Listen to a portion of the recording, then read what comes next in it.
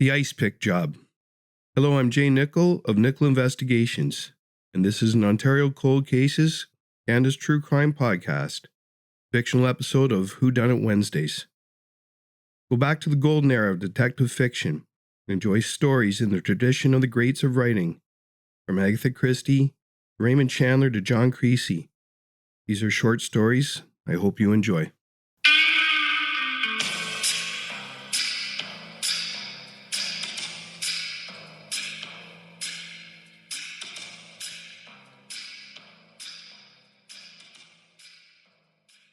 Chapter 1.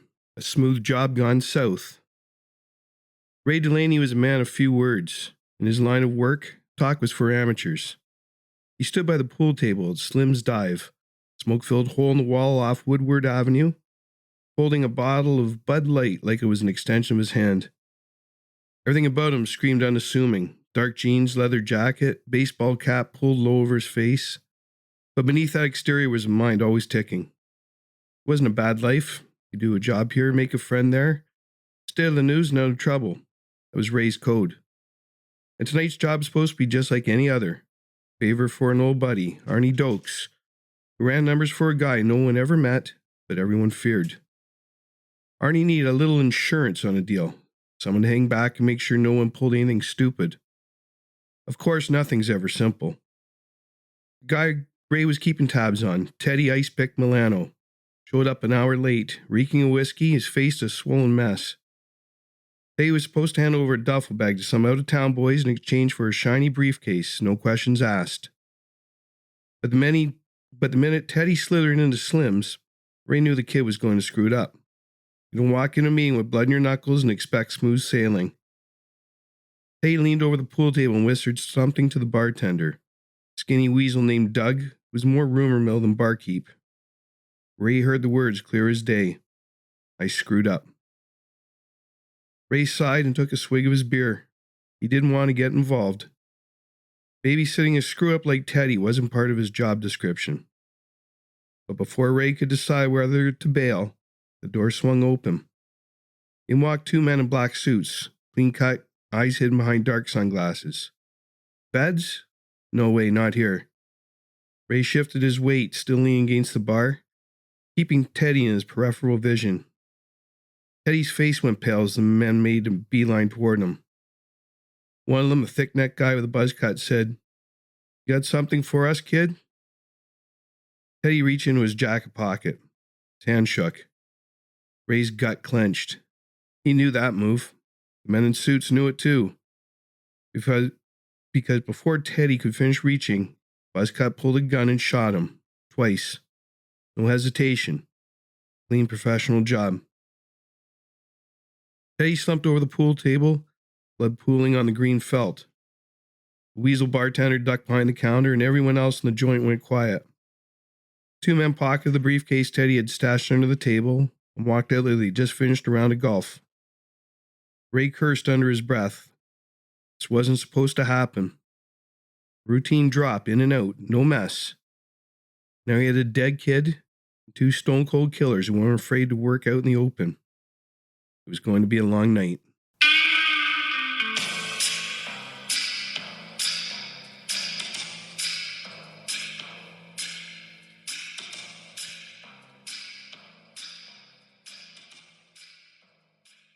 Chapter 2. Loose Ends. Ray didn't stick around. He finished his beer, slipped out the back, and started walking. He had to think, fast. Two gunshots in a bar weren't going to stay quiet for long. Ray wasn't looking to answer any questions. He knew the cops in Detroit weren't fast, but they weren't slow either. He made a call as soon as he hit the street. Arnie Dokes answered on the second ring. "Arnie," Ray said, keeping his voice low. "Eddie's dead." Silence. "What happened?" Arnie asked, his voice calm, too calm. Ray knew he'd expected something like this. "Two guys in suits," Ray replied. "Real pros. Walked in, shot him clean, took the briefcase." Arnie cursed under his breath. "Damn it, I told that kid to keep his head down." "He's still there?" "I'm gone," Ray said, turning the corner and heading down an alley. "I'm not sticking around for the cops. What's in the briefcase? Nothing you need to know, Arnie said quickly. You just keep your head down, Ray. I'll handle it. Ray stopped walking. Something in Arnie's voice didn't sit right with him. This isn't just about a handoff, is it? Ray, don't. What was Teddy holding? Ray pressed, his voice sharp. Arnie hesitated. It's money, all right. A lot of it. I got people breathing down my neck to get it back. Those two guys, they weren't supposed to be there. Yeah, well, they were, Ray said. Now I'm involved. I'll take care of it, Ray, Arnie said. You stay out of this. Ray hung up, pocketed his phone, and kept walking. He didn't like being lied to, especially not by someone he considered a friend. Now he had two dead bodies. Teddy and that deal circling his thoughts. Something wasn't adding up.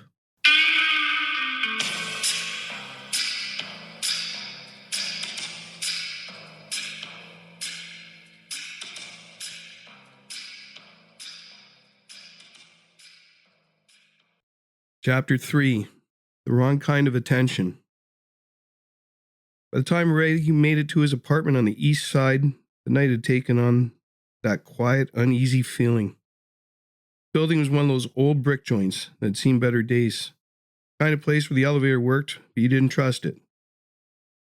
Ray had just unlocked his door when he heard a soft click behind him. He froze.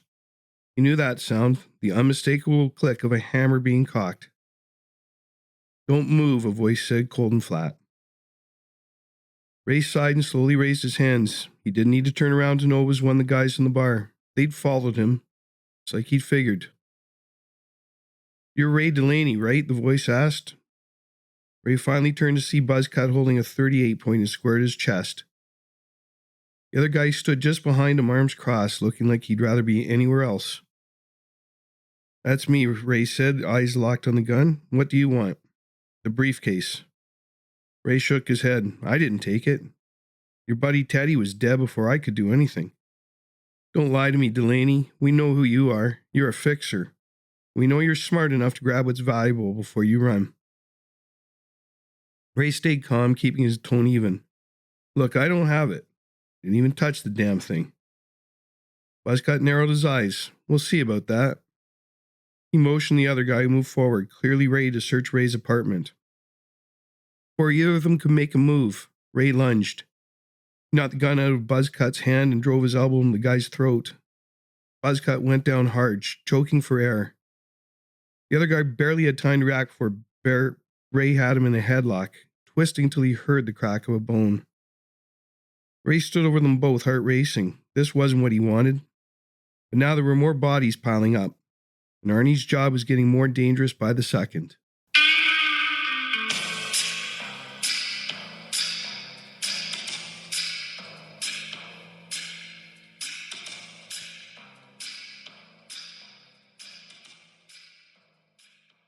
Chapter 4.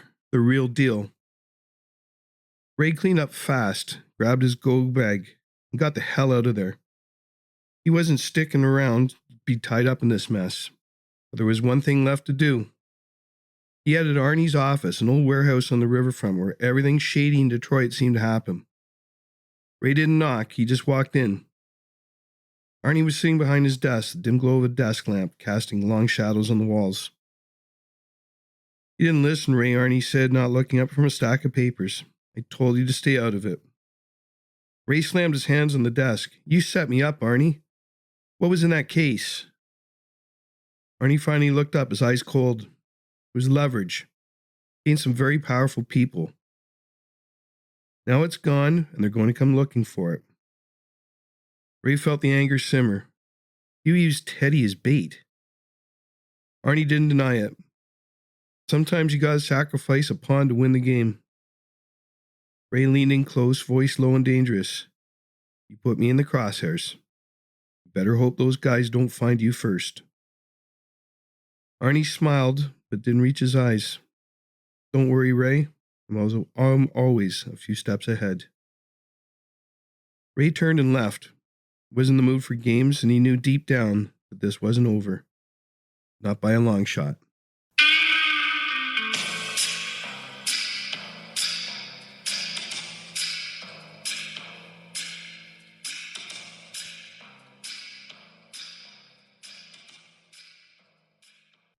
Chapter 5.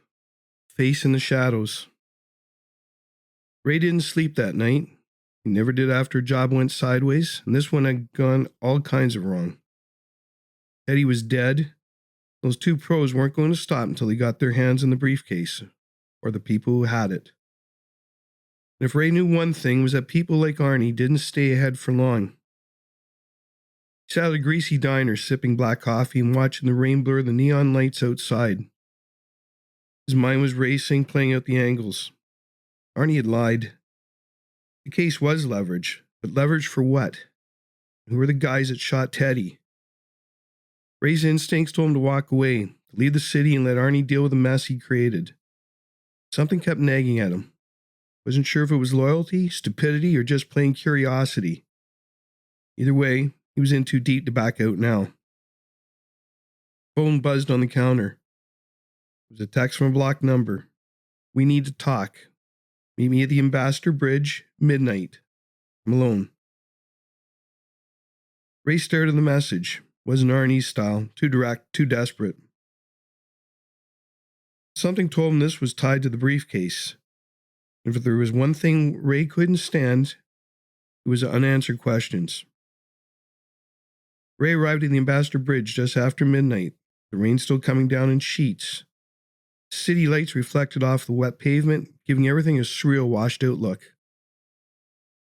He kept his hands in his pockets, his fingers brushing the grip of his .38. Didn't trust anyone, not anymore. The figure stood near the base of the bridge, cloaked in shadow. As Ray approached, the figure stepped into the dim light of a street lamp. It was a woman, mid-30s, dark hair slicked back, sharp eyes that told Ray he wasn't one to mess with. "You're Ray Delaney?" she asked, her voice low but firm.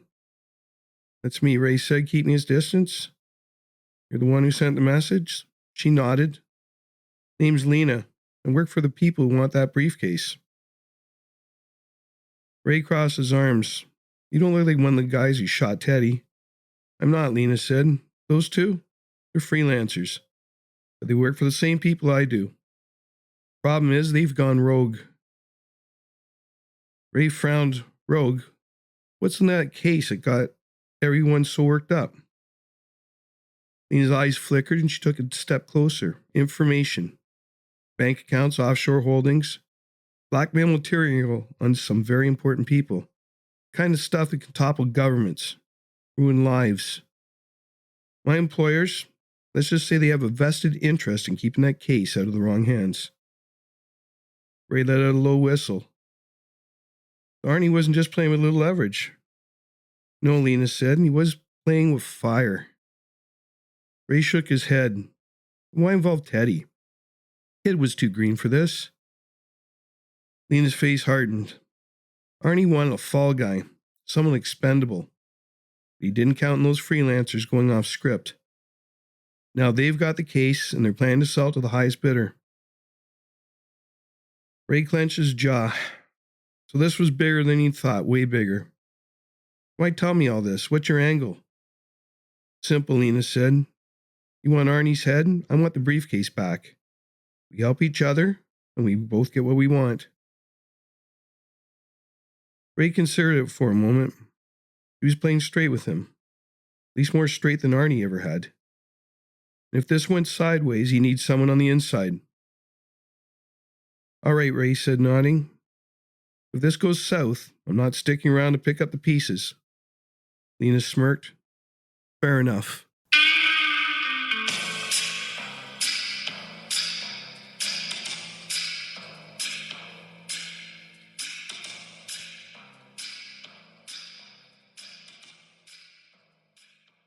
Chapter 6. Setting the Trap. The plan was simple. Too simple, maybe. But it was all they had. Ray didn't like relying on anyone but himself. But Lena had connections he couldn't tap into. She told him where the freelancers were holed up, a high-end condo downtown, where they were supposedly waiting for a buyer. The idea was to hit them before the sale went down, get the briefcase, and disappear. Ray liked it better when things were straightforward. The whole job felt like walking through a minefield, but he'd already come this far. Parked across the street from the condo building and Lena's nondescript sedan. The rain had stopped. The air was still thick with moisture. Lena handed Ray a small earpiece and a sleek black pistol. He didn't argue, tucking the gun into his waistband. "You sure about this?" Ray asked, scanning the building. "We going quiet, they won't even know what hit him." Lena checked her phone, then looked up at him. "I've got eyes on the buyer. We've got a small window, in and out." Ray nodded. They got out of the car and headed toward the building, moving quickly, but without drawing attention. Ray felt that familiar surge of adrenaline. He'd been in plenty of tight spots before, but this one felt different. There's a lot more on the line than just money. He slipped through the lobby unnoticed, took the stairs to the 12th floor. As he approached the door to the condo, Ray paused, listening. Muffled voices. 2, maybe 3 guys inside. One of them was laughing. Lena gave him a nod and Ray kicked the door in.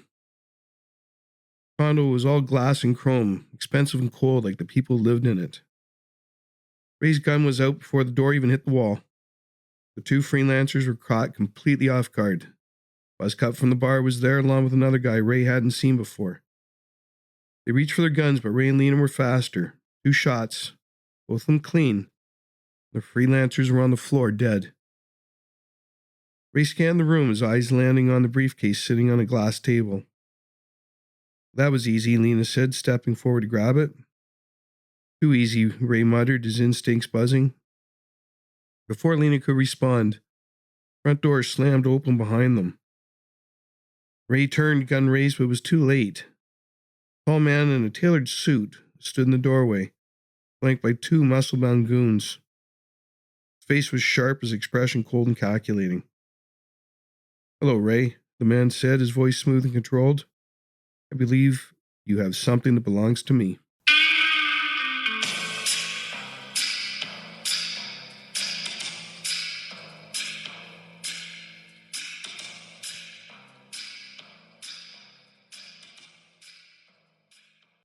Chapter 7. The Power Play. Ray's heart pounded, but his face stayed calm. He didn't know this guy, but he could tell just by looking at him he was the real deal. The kind of man who didn't need to pull the trigger himself to get what he wanted. "Who the hell are you?" Ray asked, gun still raised, but now more focused on the man's goons. The man smiled. "Name's Mason. Let's just say I have a keen interest in that briefcase." Lena stood still, eyes darting between Mason and Ray, her hand resting on the case. "You're the buyer?" Mason gave a slow nod. "I am, and I prefer the transaction to go smoothly. Give me the case, and we walk away." Ray glanced at Lena and met his gaze. There was something in her eyes. Fear, maybe. Something close to it. Mason wasn't just some buyer. He was the man pulling all the strings. Ray's gut told him this was about to get a lot more complicated. "Funny thing about that," Ray said, playing for time. "We were planning on keeping it." Mason's smile faded. "I wouldn't recommend that." Ray didn't like threats. He stepped forward, gun still trained the nearest goon. "You don't get it, do you? This isn't your game anymore." Mason's face remained expressionless. His hand moved to the inside of his jacket, slow and deliberate. "You think you're in control here?" Before Ray could answer, Lena made her move. She grabbed the briefcase and bolted for the door.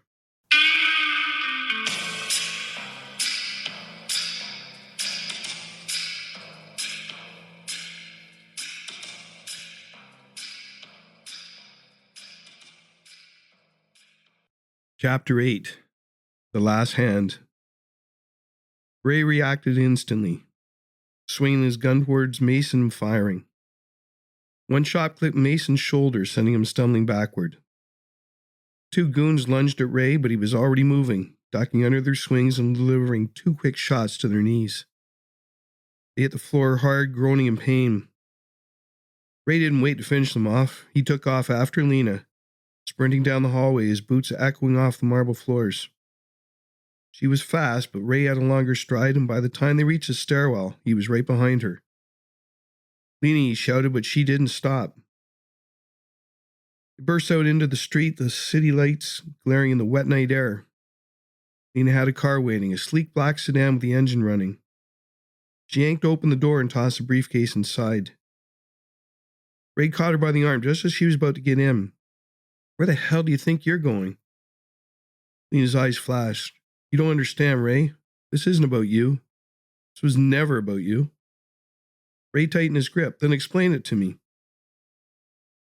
Lena yanked her arm free and glared at him. Mason wasn't the buyer. He's the guy who owns the damn information in that case. It's his blackmail, his offshore accounts, his whole empire on paper. Freelancers, the whole deal. The setup to make him look like he was clean. Ray blinked, the pieces clicking together. You mean this was all about taking Mason down? Lena nodded, catching her breath. Yeah, but it got messy. Teddy wasn't supposed to die. Freelancers jumped the gun, literally. I've got what I need now. I can bring Mason down for good.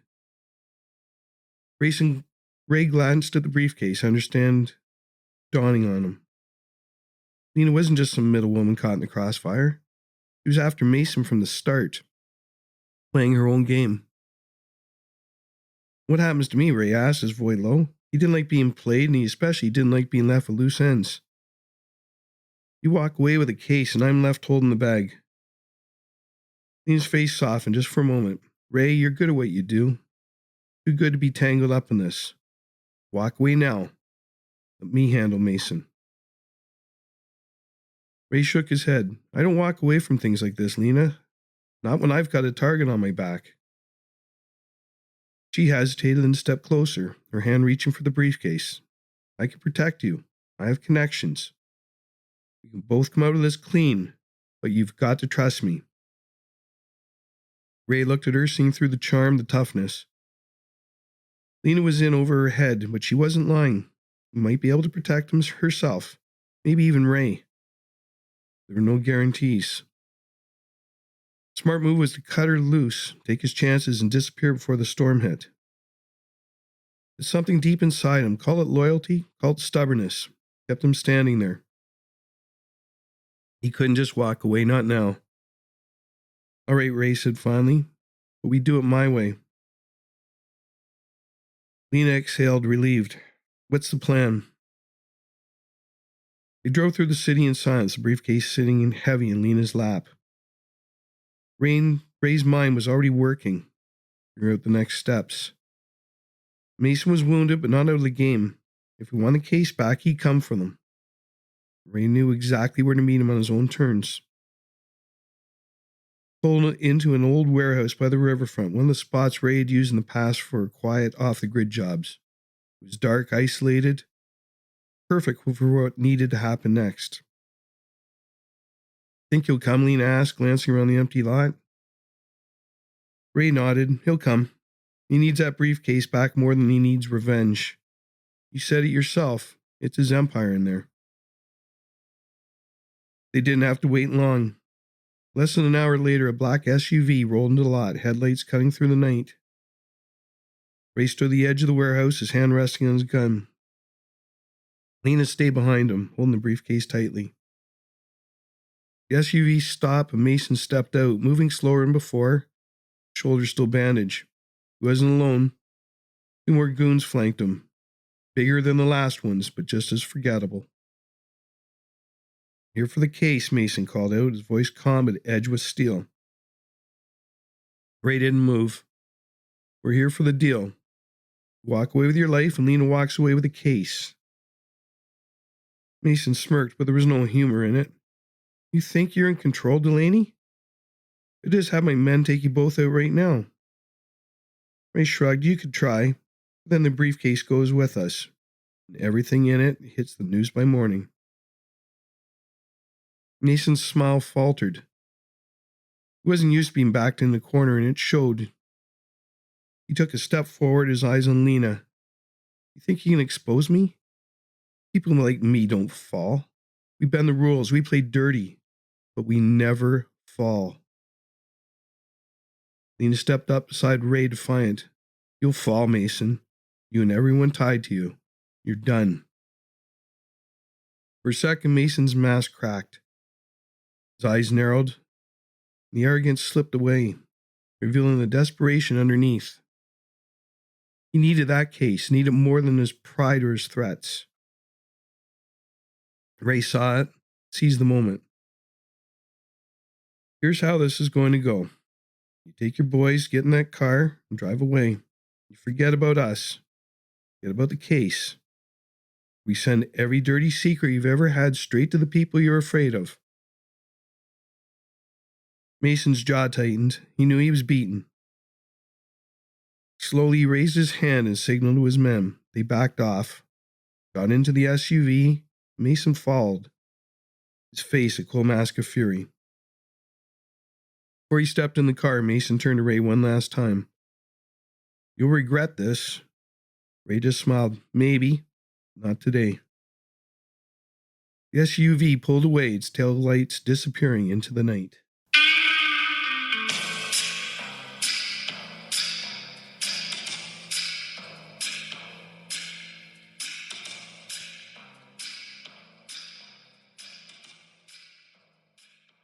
Epilogue. Loose ends.